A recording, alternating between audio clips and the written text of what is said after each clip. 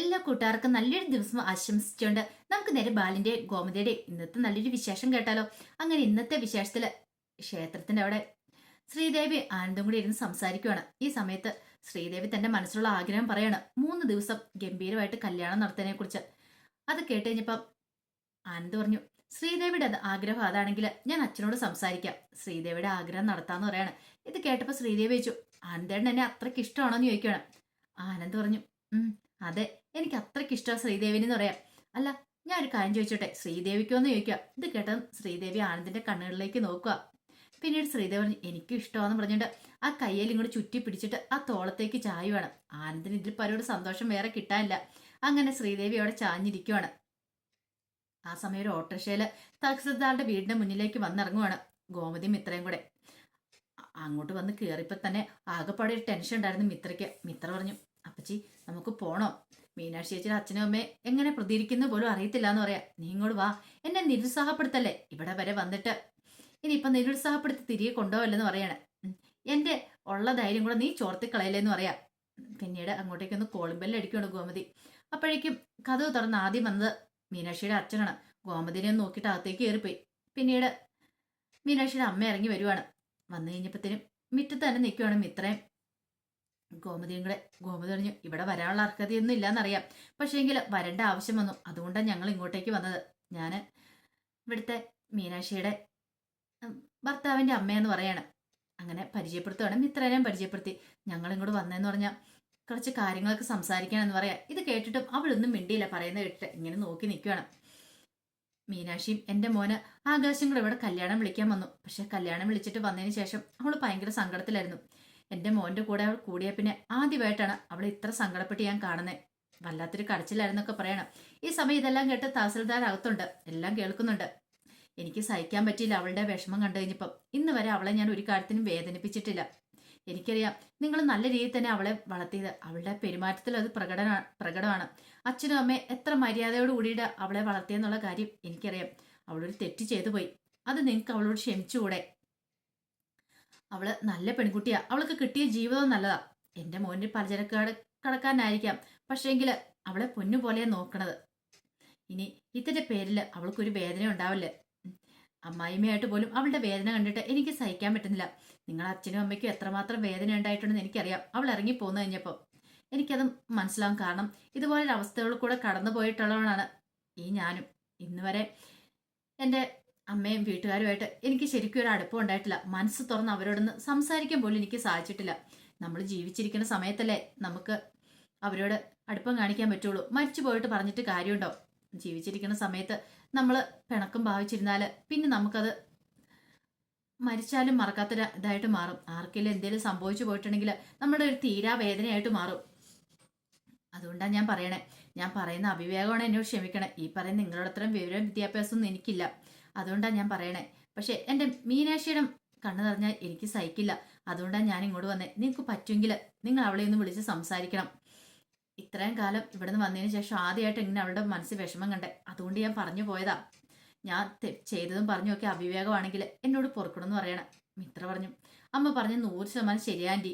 ഇന്ന് വരെ മീനാക്ഷി ചേച്ചി കരഞ്ഞ് ഞങ്ങൾ കണ്ടിട്ടില്ല, പക്ഷെ ആദ്യമായിട്ടാണ് അത്രയ്ക്ക് മനസ്സിൽ വിഷമം തട്ടിയിട്ടാ. ഒരു കാരണവശാലും മീനാക്ഷി ചേച്ചിനെ ഉപേക്ഷിക്കരുത്. ഒന്ന് സംസാരിക്കുകയാണെങ്കിൽ ചേച്ചിന്റെ മനസ്സിലെ കുറെ വിഷമങ്ങളൊക്കെ മാറുമെന്ന് പറയണം.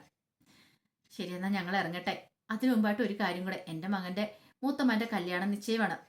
കല്യാണം അപ്പൊ അതിന് നിങ്ങളെല്ലാം വരണമെന്ന് പറയാണ്.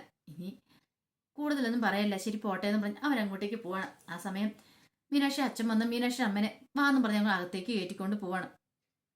ആ സമയം ശ്രീദേവി ആനന്ദും കൂടെ ഇതേ ഇരിപ്പിരിക്കുകയാണ്. പെട്ടെന്ന് ശ്രീദേവി ഇങ്ങനെ കണ്ണു തുറന്ന് ആനന്ദിനെ നോക്കുവാണ്. ആനന്ദ് പറഞ്ഞു, അതെ, ഇരിപ്പിരുന്നാൽ മതി, നമുക്ക് പോകണ്ടേന്ന് ചോദിക്കാം. പോവാന്ന് പറയണേ. എനിക്ക് എത്ര സമയം വേണമെങ്കിലും ഇങ്ങനെ ഇരിക്കാൻ ഇഷ്ടമാണ്, പക്ഷെ എങ്കിൽ കൂടത്തില് ശ്രീദേവിയും കൂടെ ഉണ്ടാവണമെന്ന് മാത്രം. ഇത് കേട്ട ശ്രീദേവി പറഞ്ഞു, ഞാനുണ്ടാവും ആനന്ദന്റെ കൂടെ, പക്ഷെ എന്നെ ഒരു കാരണവശാലും ഉപേക്ഷിക്കല്ലെന്ന് പറയണേ. ഇല്ല, ഏതൊരു കാരണത്തിന് പേരിലാണെങ്കിലും പിന്നീട് നാളെ എന്നെ ഉപേക്ഷിക്കലെന്ന് പറയാം.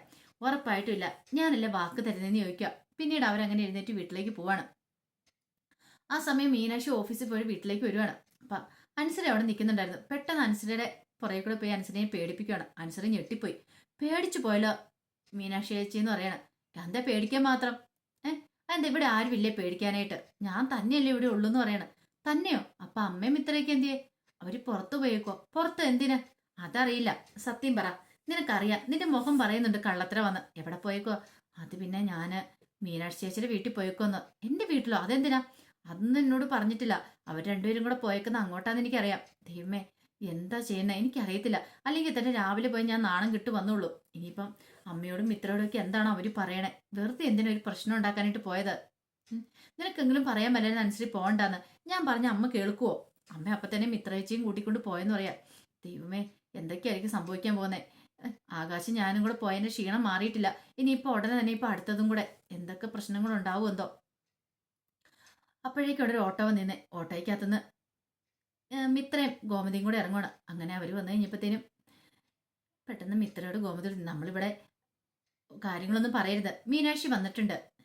അവിടെ നടന്ന കാര്യങ്ങളൊന്നും പറയരുത്. നമ്മൾ അങ്ങോട്ട് പോയെന്ന് പോലും പറയില്ലെന്ന് പറയണം. ഇനിയിപ്പോൾ അങ്ങനെ അറിഞ്ഞാലോ? അറിയത്തൊന്നുമില്ല. ആര് പറഞ്ഞറിയാനാന്ന് ചോദിക്കുകയാണ്. അകത്തേക്ക് കയറി വന്നു കഴിഞ്ഞപ്പോഴത്തേനും മീനാക്ഷി ചോദിച്ചു, അമ്മ ഇത് എവിടെ പോയതെന്ന് ചോദിക്കുക. ഞങ്ങൾ മാർക്കറ്റിൽ. മാർക്കറ്റിലോ? അതെ, മാർക്കറ്റിലും പോയി. പിന്നെ അവിടെ ഇവിടെ എല്ലാം കയറി കുറേ സ്ഥലങ്ങളിൽ പോകാനുണ്ടായിരുന്നു. ഓ, മടുത്തെന്ന് പറയാം. ഇച്ചിരി വെള്ളം കുടിക്കട്ടെ എന്ന് പറയാം. അമ്മ എവിടെ നിൽക്കുക എന്ന് പറയണം. എന്താ സത്യം പറയാം, അമ്മ എവിടെ പോയെന്ന് ചോദിക്കാം. മിത്ര, നീ ഒന്ന് പറഞ്ഞു കൊടുക്കും നമ്മൾ എവിടെയൊക്കെ പോയെന്ന്. നമ്മൾ പറഞ്ഞിട്ട് വിശ്വാസമാകുന്നില്ലെന്ന് പറയാ. ഇത് കേട്ടതും അനുശ്രീ ഒന്ന് മിത്രനെ നോക്കുകയാണ്. ആ നോട്ടത്തിൽ തന്നെ മിത്രയ്ക്ക് മനസ്സിലായി എല്ലാ സത്യങ്ങളും തുറന്നു പറഞ്ഞത്. അമ്മേ, ഇനി കള്ളത്തരം പറയണ്ട. ഇതേ അനുശ്രീ എല്ലാം പറഞ്ഞിട്ടുണ്ടെന്ന് പറയണം. ഇത് കേട്ടപ്പോൾ മീനാക്ഷി പറഞ്ഞു, ദേ ഒരു കാര്യം ഞാൻ പറഞ്ഞേക്കാം. എൻ്റെ അടുത്ത് അമ്മ കള്ളത്തരം പറയണ്ട. എവിടെ പോയതെന്ന് പറ. അത് പിന്നെ ഞാൻ മോളുടെ വീട്ടിൽ പോയത്. എന്തിനാ അമ്മ അങ്ങോട്ട് പോയത്? ഇന്ന് രാവിലെ ഞങ്ങൾ പോയി നാണം കിട്ടത് പോരെ? പിന്നെ എന്തിനാ അവരെ കാല് പിടിക്കാൻ പോയെന്ന് ചോദിക്കാം. അതല്ല മോളെ, മോളുടെ വിഷമം ഞങ്ങൾക്ക് മനസ്സിലാവില്ലേ? മോൾ ഇതുവരെ ഈ വീട്ടിൽ കേട്ട് ഇങ്ങനെ കരഞ്ഞിട്ടില്ല. ആദ്യമായിട്ടാണ്. അപ്പൊ ആ വിഷമം കണ്ടിരുന്ന് നടിക്കാനായിട്ട് എനിക്ക് പറ്റുമോ? മിത്ര പറഞ്ഞു, പ്രശ്നമൊന്നും ഉണ്ടായില്ല. ആദ്യം മീനാക്ഷി ചേച്ചിയുടെ അച്ഛൻ വന്നിട്ട് അങ്ങോട്ട് പോയി. പിന്നീട് അമ്മ വന്ന് നിന്നു. അമ്മ ഒന്നും തിരിച്ചൊന്നും പറഞ്ഞില്ല. ഞങ്ങൾ പറയുന്നെല്ലാം കേട്ടെന്ന് പറയണം. ഇത് കേട്ടത് മീനാക്ഷി പറഞ്ഞു, വേണ്ടിയിരുന്നില്ല. നിങ്ങൾ അങ്ങോട്ട് കാല് പിടിക്കാൻ പോവാന്നറിയുവാണെങ്കിൽ ഞാൻ ഒരിക്കലും സമ്മതിക്കില്ലായിരുന്നു പറയണം. അതെങ്ങനെയാ മോളെ കാലുപിടുത്തം വന്നേ? നിന്റെ വീട്ടുകാരല്ലേ, നിന്റെ അച്ഛനും അമ്മയല്ലേ? അവരടുത്ത് പോയി കാര്യങ്ങളൊക്കെ പറയേണ്ട ഞാനല്ലേ എന്ന് ചോദിക്കുക. നിനക്കൊരു വിഷമം ഉണ്ടായാൽ എനിക്ക് സഹിക്കാൻ പറ്റുമോ? അതുകൊണ്ടാണ് ഞാൻ പോയത്. നീ വേദനിക്കും വിഷമിക്കും ഒന്നും വേണ്ട എന്നും പറഞ്ഞുകൊണ്ട് മീനാക്ഷിയുടെ അടുത്തേക്ക് ചെല്ലണം. മീനാക്ഷി പെട്ടെന്ന് ഗോതര് കെട്ടിപ്പിടിച്ച് പൊട്ടിക്കരയാണ്. അമ്മേ, എന്നാലും വേണ്ടിയിരുന്നില്ല. അമ്മേനെ എന്തെങ്കിലും പറഞ്ഞിട്ടുണ്ടെങ്കിൽ എനിക്ക് സഹിക്കാൻ പറ്റുമോ? കാരണം ഇത്ര സ്നേഹത്തോടെ കൂട്ടിപ്പിടിച്ചുകൊണ്ട് നടക്കുന്ന അമ്മ. അപ്പൊ അമ്മേനെ അവിടെ ചെല്ലുമ്പോൾ അവരെ അപമാനിച്ചു വിട്ടാൽ എനിക്ക് സഹിക്കാൻ പറ്റില്ല. ഇത്രയും നാൾ ഞാൻ മുന്നോട്ട് ജീവിച്ചു പോയില്ലേ, ഇനി അതുപോലെ തന്നെ ജീവിച്ചു പോകും. അവരെനിക്ക് സപ്പോർട്ടില്ലേ വേണ്ടമ്മേ.